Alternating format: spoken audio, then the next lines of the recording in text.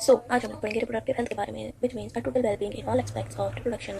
RHC which is reproductive health and child care program, ये initiate हुआ था India में इन 1951 और इसका गोल था अवेयर कराना पीपल को about reproductive health related issues और प्रोवाइड कराना all the facilities to create reproductively healthy society.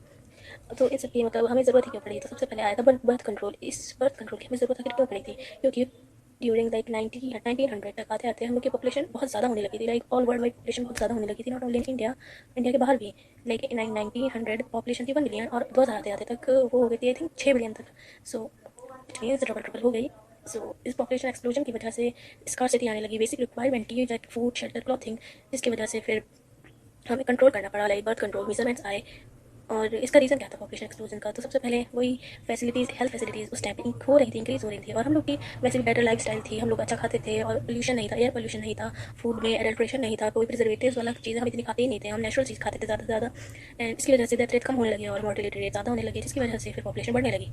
सो इसका कंट्रोल स्टार्टिंग में तो बहुत कम था, लेकिन धीरे धीरे फिर लोगों को समझ आया कि हाँ अब करना चाहिए, क्योंकि पॉपुलेशन कुछ ज़्यादा ही होने लगी है। सो इसलिए गवर्नमेंट ने लोगन चालू किए, लाइक हम दो, हमारे दो, और जो मोटिवेट करा स्मॉलर फैमिलीज़ को।